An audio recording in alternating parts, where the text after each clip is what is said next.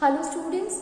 So students, in the previous class, in the chapter that is getting to know the plant, we had discussed about the leaves. Now you see students, we discussed that leaves is a very important part of the plant and what is the structure of the leaves. So in this one student, we discussed that leaves basically consisting of its leaf itself divided into different parts. That will include the petiole. Petiole is that part which is present, which is attached to that of the branches or the stem of the plant. Okay, so it is we also use a term for it, that is, it is known as the leaf stalk. Leaf stalk or a stalk like a structure which attach itself to the body of the plant and or which remain attached to the stem of the plant, or with the help of the stalk only, with the help of the petiole only, the leaves is attached to that of the plant. Second portion is the broad, flat, green part of the leaf, that is known as the leaf lamina. Okay, so function of the petiole is simply it used to attach itself to the stem.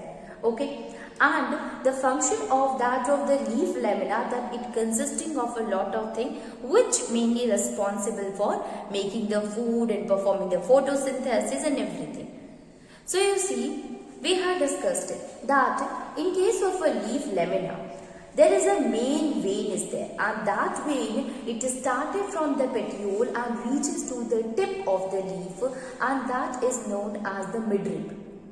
Midrib present is the middle vein which started from the extended from the petiole reaches to the tip of the leaf, that is the midrib or the main vein. Then from this midrib a lot of other veins which comes out of it, and that is known as the veins of the plant.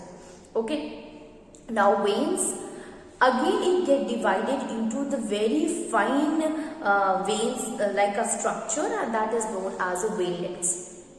If you look at the margin of the leaves students, so some of the plant they are having the smooth margin, some of them they are having the rough margin or a blade like a margin. If you see the tip also, it also vary with the plants. Some of them are having very sharp and a pointed tip like in case of a people, but some of them may have a blunted tip. Okay. Size also, some of them are of a very smaller in size and some of them like in a bigger in size, like in case of a banana.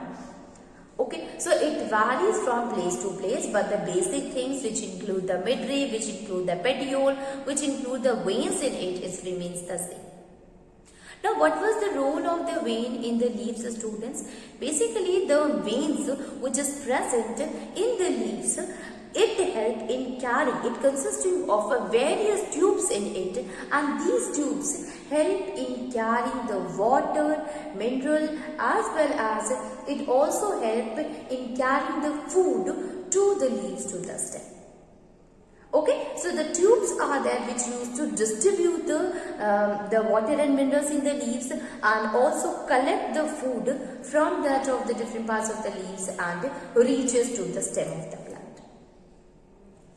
We have seen that when you take the leaf and keep it under the microscope, you will find very fine, minute pores are present on the surface of the leaf lamina. And these pores are known as stomata. The role of the stomata is it helps in the exchange of the gases. It means it used to take the oxygen, it used to take the carbon dioxide and release oxygen. As well as in the process of respiration, it used to take oxygen, although oxygen is prepared by the plant itself, so they can use it for the respiration. So it used to take the carbon dioxide and release oxygen. Now, not only this, it also helps in removing the excess amount of water in the form of a water vapor. So, these stomata, these pores are also responsible to carry the process of transpiration in plants. Okay? Now, let us move on and try to understand the other things. So, in the stomata students, we had discussed the 2 points and that is it help in exchanging of the gases, and the second point we discussed that it help in releasing or exchange, it help in removing the excess amount of the water in the form of a water vapor through this stomata. Now you see students, in the leaves you will see a green pigment. Actually, when you talk about the leaf, you have seen the leaf lamina is green in color. Why it is green in color but the other part of the plant is not green in color? So this portion of the plant is green in color. It is because of the presence of a pigment in the leaf, and that pigment is a green pigment which is known as a chlorophyll. Chlorophyll. So chlorophyll is that pigment, student, that green pigment which gives color to the leaf. Okay. So we can say that leaves of the plant consisting of a green colored pigment that is known as the chlorophyll. Now what is the role of the chlorophyll in the plant, in the leaves? Function of chlorophyll. So first of all, you see student, because of the presence of the chlorophyll only, the leaves of the plant get green color. So we can write that the first function of the chlorophyll, that it gains green color because of presence of chlorophyll. So we can write it, chlorophyll imparts green color to the leaf. Okay, so it imparts green color to the leaf. This is the first function of the chlorophyll. Second one, students. So second is it helping, or chlorophyll helps in absorbing energy from the sunlight. So during the process of photosynthesis, it is this chlorophyll, student, which used to trap this sunlight which is falling on the plant. Okay, so the first function of the chlorophyll, that it help in imparting the green color to the leaf, and the second one, it help in absorbing energy from that of the sunlight. Okay, so yesterday also I have written some of the points, student, which includes the function of the stomata, or the role of the stomata, student, and now today I am writing the function of the chlorophyll. Please write all these points, because although you are knowing about the chlorophyll, but whenever the question will be asked, you have to write each and everything in the point itself. Okay, and then you can explain. So the function of the chlorophyll, it help in imparting the green color as well as it help in giving the energy. So this was about the leaf, student, and what are the things which is present in the leaf. The stomata we have discussed the chlorophyll, we have discussed what is the role of midrib, we have discussed that what is the role of petiole and that of the leaf lamina. Now we will try to understand the function of leaves. Function of leaf. What is the role of a leaf in a plant? Okay, so structure we have understood, students. Now it is the time to understand the function. So the first function, a very important function, that whenever a person asks to you that what will happen if a plant is having no leaf, you will say that plant will die. Why? Because the leaves are what? They are the kitchen of the plant. They used to prepare the food for the plant. So we can say that leaf used to prepare the food for the plants. Okay? Okay? For the plants. How? By performing the process of photosynthesis. So, by the process of photosynthesis.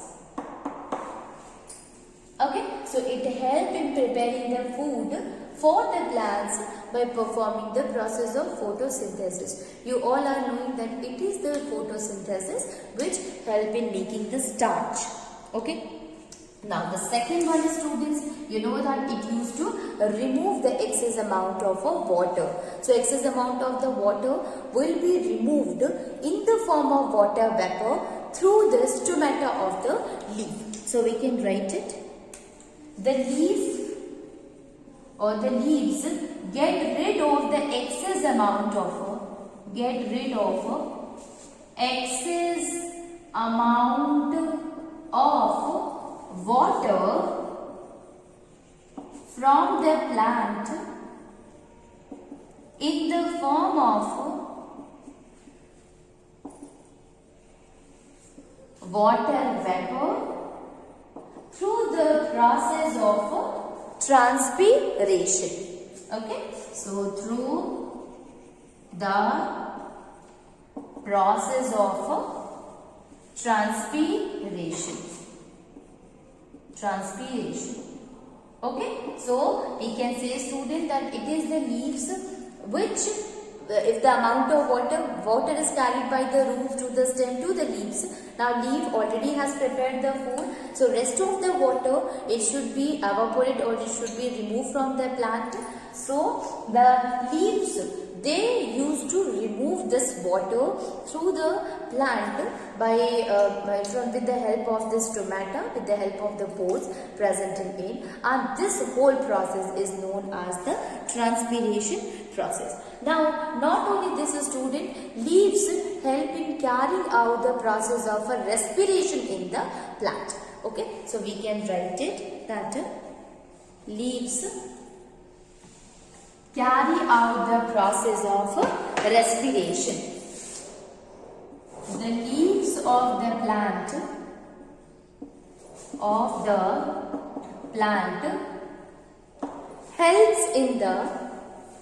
helps in carrying out the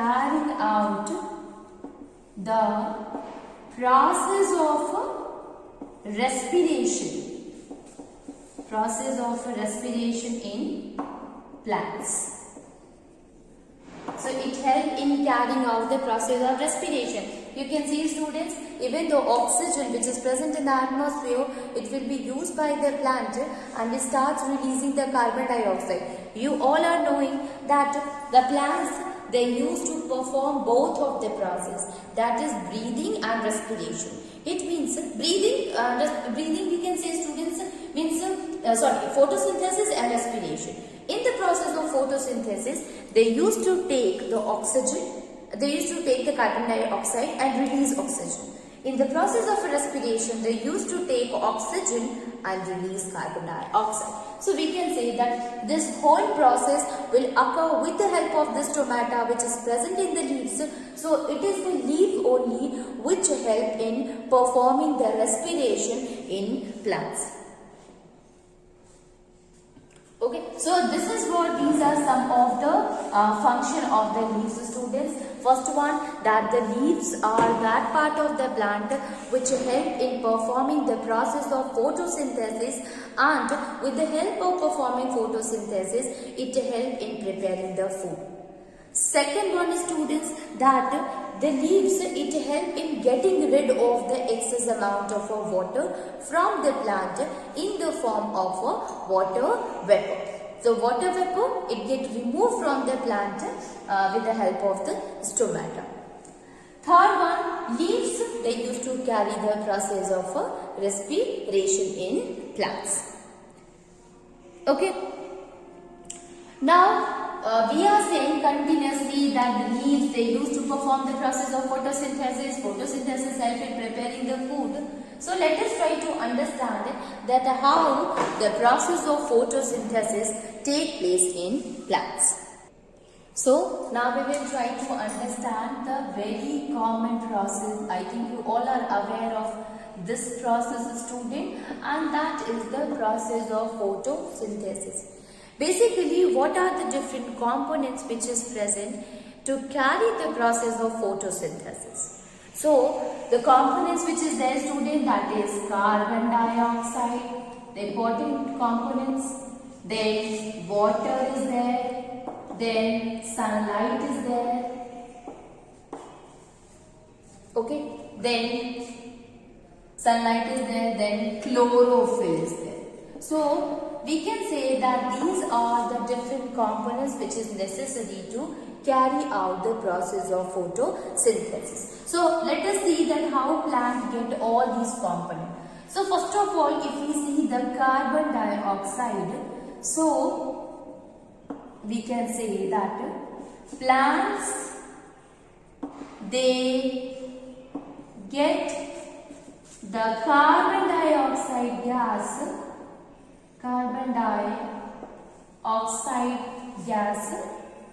from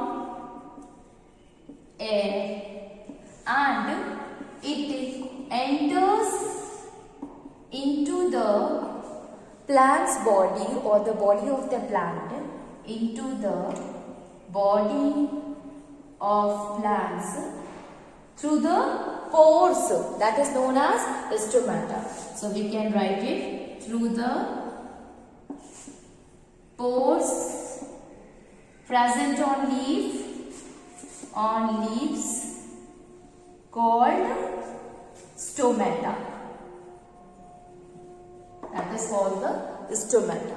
Okay, so we can say that they get carbon dioxide gas from air and it enters into the body of the plant through the pores which is present on the leaf lamina called stomata. The second one is a student, that is water. So it get water. Water is received by the leaves through the soil to roots. So we can write it through soil to roots and from stem to leaves. It means the root, they used to absorb the water, and this water from that of the stem, it will reaches to the leaves of the plant. Then the next one is the students is the sunlight and the chlorophyll. So what is the role of a sunlight here, students? So basically sunlight, so the plant should be exposed to the sunlight because sunlight provides energy to carry out this process. Okay, so we can write it, provides energy for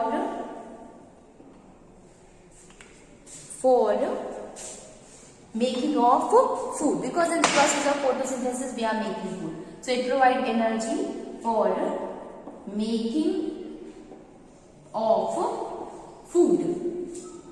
So this is the function of that of the sunlight. Then the next one is the chlorophyll. What is the role of a chlorophyll, student? So chlorophyll role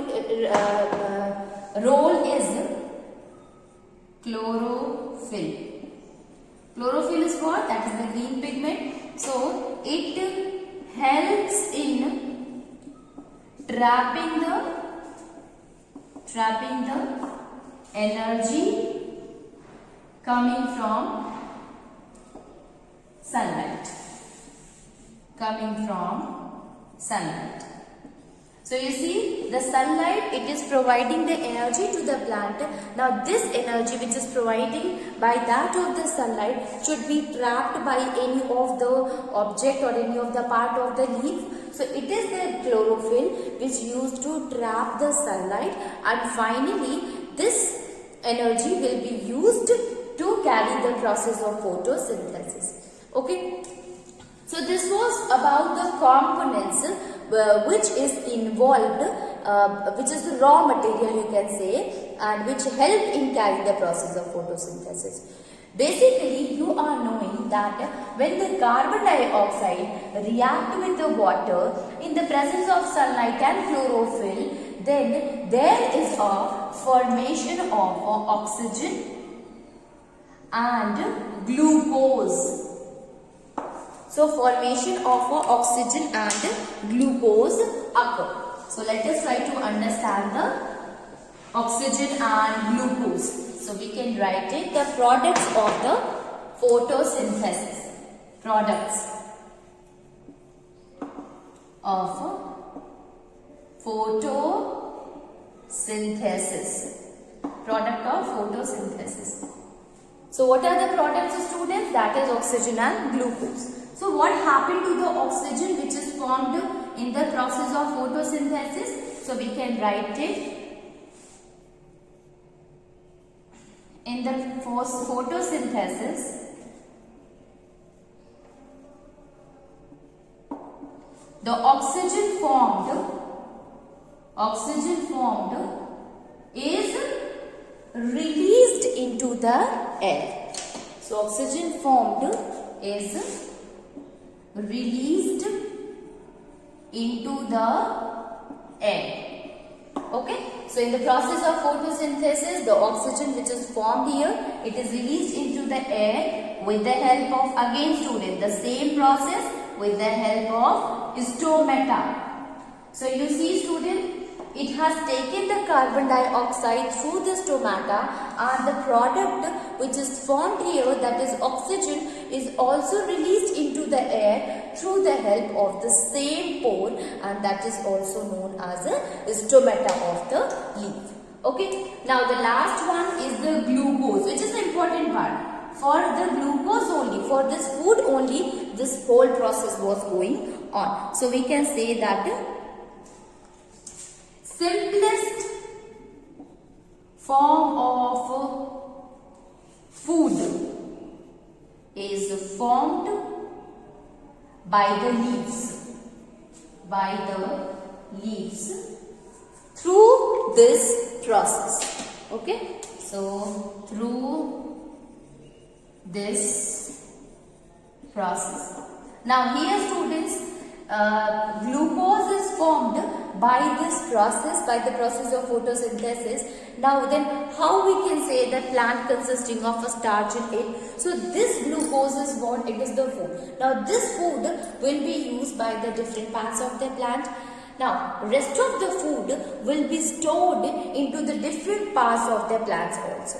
You see that if suppose it goes to the root, because stem used to carry we have seen xylem and phloem. So phloem we used to carry the food to the from that of the leaves to the stem or to that of the branches and to the roots also. So this food after consumption, if the excess amount of food is there, so that food will be stored in the form of a starch in the different parts of the body. Okay, so we can say that yes, starch is present here and starch is formed, stored form of the glucose. So we can say that some of the glucose, especially the excess amount of a glucose is there then. So some of the glucose gets converted into the starch. It gets converted into the starch and remain stored in the different parts of the plant. Different parts of the plants. Okay, so this is what a student, this is the whole process of a photosynthesis. So whenever the question is asked that how the starch is formed, you will say it is because of the glucose. Glucose, it is the result, it is the simplest form of food which is prepared by the plants. Now this food, if it is in an excess amount, it will be stored by the different parts of a plant in the form of a starch. Or we can say that some of the glucose have converted themselves into the starch. So we can say that plants consisting of a starch in it. So this is the whole process of a photosynthesis. Okay. So basically we have seen that first of all a raw material is there, and that is carbon dioxide. This carbon dioxide, it reacts with water, and then in the presence of a sunlight, the sunlight, it falls on the leaf, and leaf consisting of a green pigment that is known as a chlorophyll. Okay. So chlorophyll, it helps in trapping the energy coming from the sun, and then there is a formation of oxygen and glucose. Okay, or glucose or oxygen. This oxygen will escape out from the plant through the stomata, through the pores of the stomata. So this is the whole process of the photosynthesis. Now we will move to the next topic, students, and that is known as the transpiration process.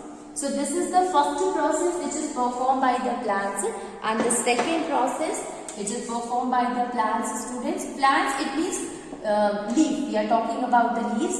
So photosynthesis performed by the leaf, and the second process is the transpiration process. So let us see the transpiration one.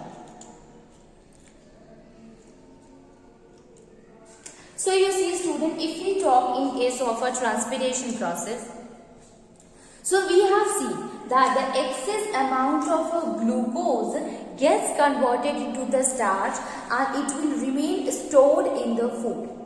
Now what about the water, students? So if root is continuously absorbing the water, but the water which is used by the plant, if it is in a limited amount, means there is a fixed ratio of using the water also for process of photosynthesis. So if plant is using that much amount of water, and rest of the water, what the plant will do with the rest of the water? So that rest of the water, that excess amount of the water, plants wants to get rid of that water, and for this the water is it is removed from the plant again with the help of the pores, that is the stomata, which is present on the leaves. Now how it will get removed, students? So it get converted into the water vapor, and in the form of a water vapor it can be escape out from the plant. So we can write it. Plants keeps on absorbing the water. Okay, plants keeps on absorbing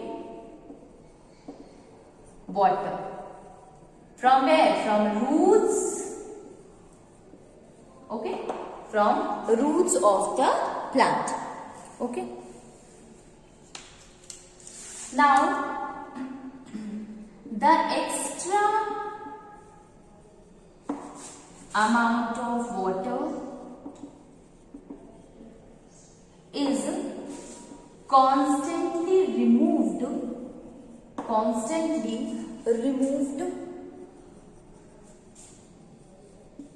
from the plants. Okay, it should be removed from that of the plants. Okay, removed from the plant. So this water escapes out from the plants through the pores. Escapes out from the plants in the form of water vapor. Okay, in the form of a water vapor through stomata. Through the pores which is present on the leaves, that is known as the stomata. And the evaporation of the water from the leaves of the plant is known as a transpiration. So we can write it, that is the evaporation of water through the leaves of the plant. Leaves of the plants called transpiration. That is called as a transpiration.